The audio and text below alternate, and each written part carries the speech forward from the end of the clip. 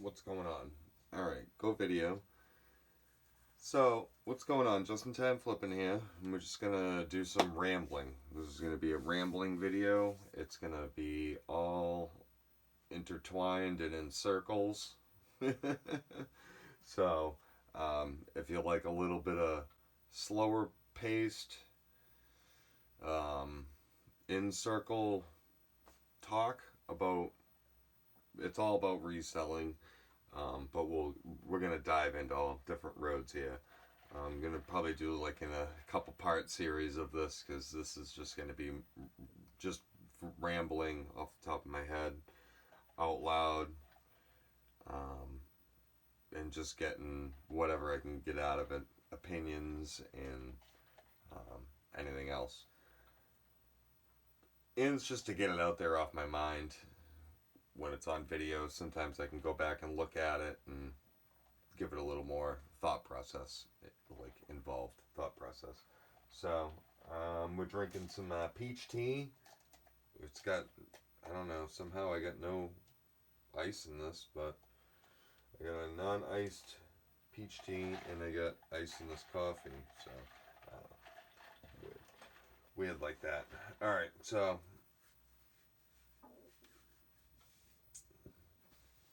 I'm thinking. All right, so first off, there is no reseller that is created equal. I mean, we all might have close to the same, um, like whole operation, I guess you could say, but nobody is really the same. I mean, nobody has the same inventory. Nobody has, the same listing space or the same circumstances or whatever. So I have a full-time job, so I mean it's hard enough to source, sell, research. It's hard enough to even get any of that done, unless if you're just like on it. If you have a full-time job, you got to be like right on it to like get a lot of that done. Right now I'm in more like um, research and development here. Just I've been moving inventory, trying different new things, building different areas, and just trying different things. And whatever I see that works, I start to implement that into the system, into making it some sort of operational system. Um, Now everything I say, I'm just going to include. This is why I say I talk in circles. So I'm going to talk in circles. So um, I was looking at my eBay numbers. I'm at 11,000 for the past 90 days. So I'm gonna be like, that's not that good. It's not too bad. I think that's pretty good for a part-time reseller. That's not bad. That's pretty good. And I put money out, and I pull money in, and we sell at the flea market. And this will be more circle. So I was talking to Steve. I was talking to Steve, chatting him up, text message. Steve is a reseller. He's my brother-in-law. He's a reseller, and he grinds it hard. So I like to bounce my ideas off of him, and so we were saying that selling is only just a very, very small portion of the whole operation, which I agreed. I mean, you don't need much to learn how to sell, so or you don't need much effort to sell really much of anything. And I agreed for sure, because I'm at the point to where like I could hire somebody. So now I'm at the point where I could hire somebody because I have way too much inventory. So at this point, I could hire somebody, and everybody's operation's different in circumstances because I don't have time to list, but I could have time to research. I know a lot about stuff, and it would make the life for my lister a lot easier. And I don't want just somebody that's going to list stuff for me. That just makes no sense. I would rather teach somebody and the operation, like the full operation, give them like every aspect and show them how to do their job the best of their ability. And I mean, I do that at work already. If I'm helping somebody like build something, like I'll teach them and show them rather than be like, I'll just put the nail in it. So, um, where it comes into circumstances, if you're on time crunch or whatever, yeah, put the nail in it. But if you have the time to properly explain, then you're just better off properly explaining everything. So, I'm looking at hire somebody, and I want to fully explain how to, do the whole thing, research, how I got it, how you get it, blah, blah, blah, all the things involved around it. And I think that'll help me a lot, and it'll help the other person too, which is good. And because I have stuff that's sitting, so it's good to have it at least listed. So another problem that is in my operation that could be in your operation too is my stuff. It like it gets scattered, and there's no. Sometimes the piles become disorganized because if you're bringing it to the flea, you got to have like a certain rotation to when when you got to get rid of the inventory where you're not going to get what you thought you were going to get for it. Hence the research, and I'm kind of one that likes to just dive into the knowledge of this green bag, like where do they come from, where what's the cost for 100 of them, is it a good bag, stuff like that, or whatever. And even like the tape, it's like, is this a good tape? All right, what's it comp out at? Stuff like this doesn't have like this hard condition thing where if you're selling a piece of paper, they want to, how wrinkled is it? There's all different scales to selling everything. So, if I'm teaching somebody, you got to teach them that stuff too, So that runs the problem to actually hiring somebody. They have to know what they're doing. Take a sip. So as we're brainstorming through the sip.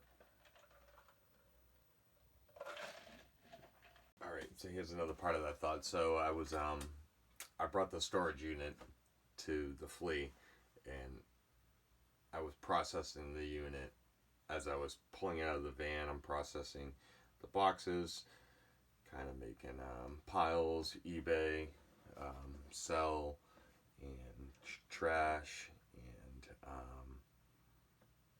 I don't know. I had one more other pile that I was making. I've been trying to make into different piles. So you have eBay inventory that's like listed fast, easy listing.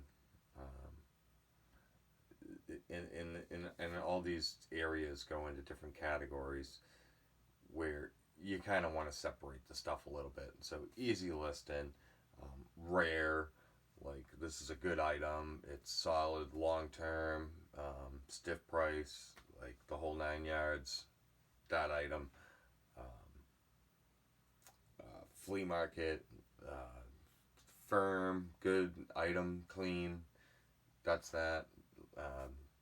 Like easy to get rid of it, just drop the price here and there, and then fire sale.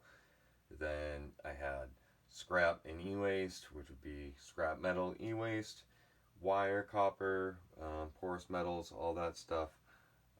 Scrap all around of like any kind of metal, scrap. And then trash, which trash is always a cost. You got how do you get rid of it, the cost of it, different avenues to get rid of it, what's the cost of each different avenue of getting rid of it, price by the pound, the weight, the item by item, how much is it, and just how do you trim the fat without putting in the effort? Rather than just sending it to the dump, how do you trim the fat without putting in a lot of effort? Those are the things that I like to go over and analyze. That's why I have a burn pile. That's why I bring my stuff to the dump to pay by the pound. That's why I scouted out the best dump to bring the stuff to. Different things like that make the operation run better. As we were saying, I was sorting through the stuff at the flea, and there was stuff that I wasn't selling. I wouldn't sell it to some people because I didn't dive in the full research. I don't know, if it's a solid item. Is it a good item? I'll take an offer. That's what usually would be the outcome is to something like that. Would be like, I'll just take an offer rather than try to sell it. Because now if you're trying to sell it, you're like a pusher man. If you're trying to sell it, if you're trying to sell something. All right. So if I'm trying to sell this item, more or less I'm trying to push the item. So when you start to try to push the item, you're already not depleting the price of the item, but you're almost kind of depleting the price of the item. So if you put it back here where they can kind of see the item, it kind of commands more of a value, because you can kind of see it and you can kind of hold it, but to actually get it over to right here, they need to try to buy it now rather than me trying to sell it. You see where I'm going with that? That's a whole strategy. A lot of people don't know that one. A lot of people don't use that one, but that is a strategy. I use that. That's just a craftier way of selling. Sometimes when you position your items on your table, you can do it like that. You put a table in the back. Like, what's back there? Oh, that's the stuff that,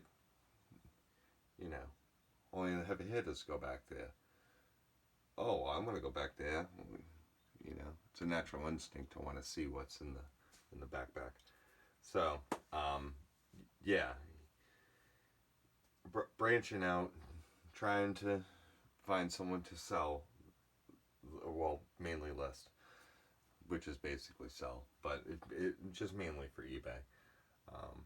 Those are kind of the things that I'm kind of going over, and also with the numbers for eBay right now, like there's, I'm at 11 for 90 days, and I would say that in the past 90 days, I've done like no work, like none. And buying like the storage unit and bringing it to the flea market, that was more about like the experience of like, can I do it? Can I move it? Can I get it? Can I move it fast? Can I process it in the unit fast? Load it? Sell it the next day? Just how I used to do it.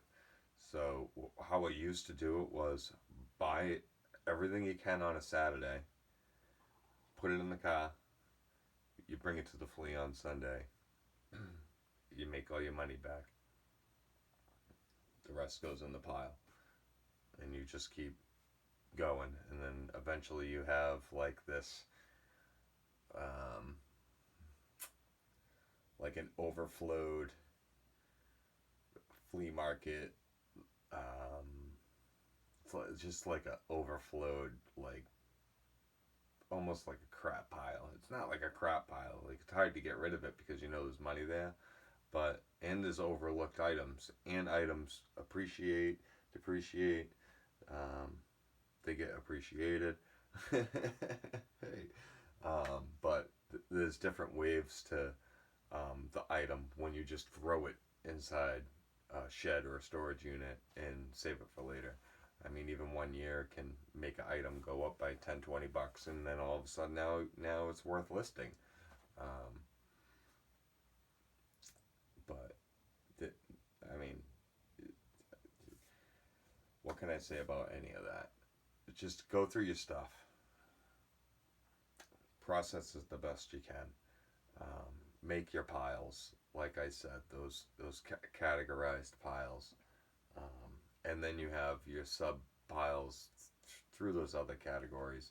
And you guys already know how to do this, but this is just kind of like what I'm trying to do. So, um, if the system ends up working, then you'll see that later on. Um, but so, and again, some stuff just I hold on to it. Some stuff gets hoarded. It is what it is. Um, it's it. I fall into a gray category. I think for reselling where I don't. The money's good. It's good to have extra money, which I do need extra money. The experience is great to figure out how to do it. Can I do it? Um, all that stuff. I remember talking to the bearded picker in one of his chats, like way back in the day, like 2 years ago, when I was like, I don't know, I think I want to start an eBay store. And he was like, just do it now. And I'm like, oh, I want to wait for December 31st and get the numbers to roll. And he said, just do it now. And I'm like, I know, but I think I really want to like wait until like, the new year and like commence it from there. And he's like, God, just start it now. And I just waited for the new year. I waited for December 31st and January 1st of 2018. I just power listed and said I'm going to list I want 1,000 listings in the store as fast as I can. Most I've ever got it up to was 715 that year, but that's how I did it. And I was selling like one item every other couple days, and then all of a sudden I'm selling an item every day, and then I'm selling 3 items a day, and then 5 items a day, and then all of a sudden you get into like a really good groove, and then I changed operations. I got rid of the vehicle. I bought a bigger vehicle. I started buying way more. Um, not worse or better of inventory. Just started buying more of it, and then got a little overwhelmed with the inventory, the stress of having the inventory, the stress of not selling any of the inventory, the stress of being a hoarder. Um, my wife's yelling at me because, I mean, look at it down, a trash pile down here. No, she likes what I do, but it can get a little hectic. You got the boxes in the kitchen. When you gonna move that box? Stuff like that. Or you get a box outside in the yard. It's been there for 2 weeks. When you gonna move that? But so you gotta know when to hold them, know when to fold them, know when to walk away. Deal's done. But buying heavy is just kind of like what I've grown accustomed doing because of the flea market, and now I got the bigger vehicle. I can still bring bigger amounts of inventory there, sell 2 to 3 more times the amount than I was selling before, and yeah, all's good. So selling is just one part, and sourcing is just a whole another thing where that's like a whole different avenue where you can talk for days on sourcing. Um, but the easiest thing I can say about sourcing is just to,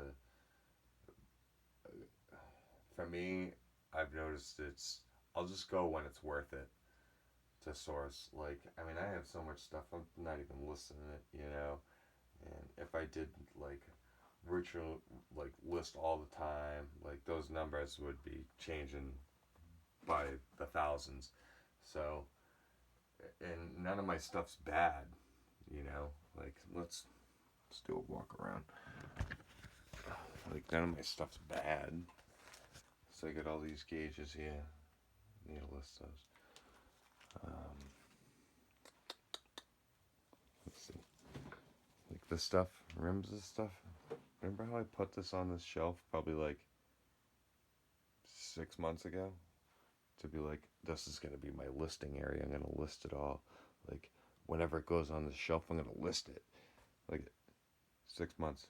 Hasn't moved. Why? Because I put something on here that was like really hard to list. So, it takes a while to list all that. Like, someone be like, oh, that's easy listing. Like, it's really not, though. This is like a weird wedge, and it's made of a certain steel. This is wicked light. So, that's not easy listing. And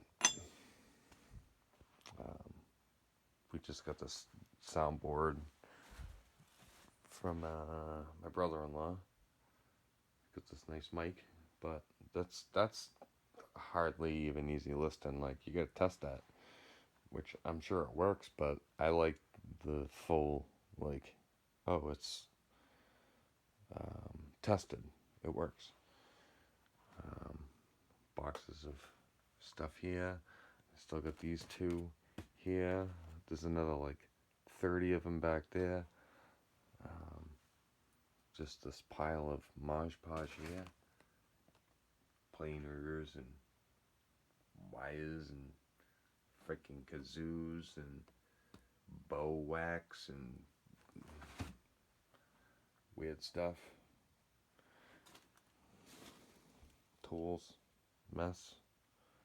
Tools, paper, pens. Pens, that's right, you heard me, pens. Board games, glasses, all that jazz. Bunch of electronics, more board games. We got a NES Classic. You get VCRs, posters, paper.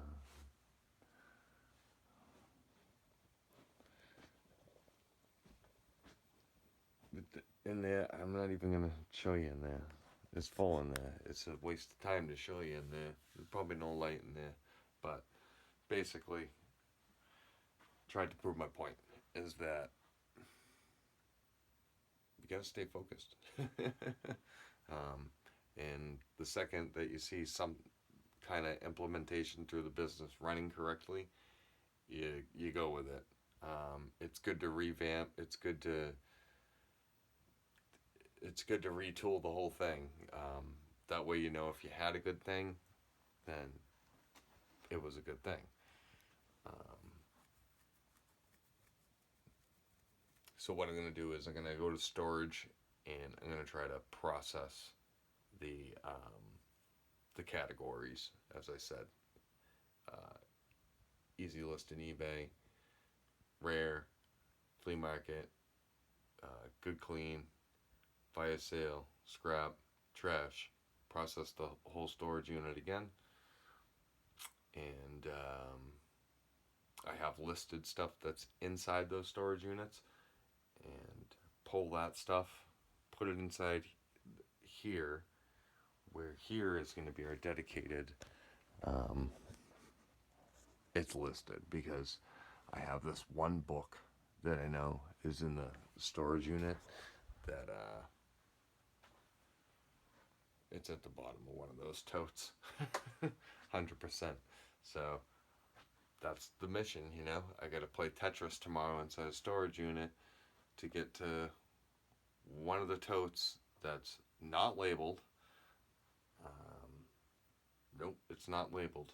And there's 50 totes there, so I have to find it within 50 totes of a not labeled tote, and I'm finding one book. And I think it's in that tote. I'm not even 100% sure. So that's kind of the mission, and it's only like a $13 book. And that's just like part of the, you know, problems along the way is I started listing stuff there. We had the flood. I had to move all the stuff. I tried to separate it the best I could. Um, Stuff got stacked on top of those totes, and that's where we're at. So I tried trimming the fat by only getting one unit. Had to, instead of bringing stuff there to process everything, and I ended up having the flood. Then we brought everything to a different unit, like on a little bit higher of ground, and I just packed it in. I packed it in, and I'm gonna process stuff at the flea market, make those piles, bring it back here, bring it back to storage, and keep making different piles and processing it through. That's the only way to do it. And yeah, so we'll be back. And if you liked any of this content, please like, share, sub, all that good stuff. I'd really appreciate it. I value everybody that comes and watches and leaves comments, and you know, I'm there trying to help you along the way. I'm here to help anybody that needs help. All right, and since I need help too, it's always good to help others when you need the same amount of help. And I just like opinions and what you guys think. All right, and please keep picking. Later.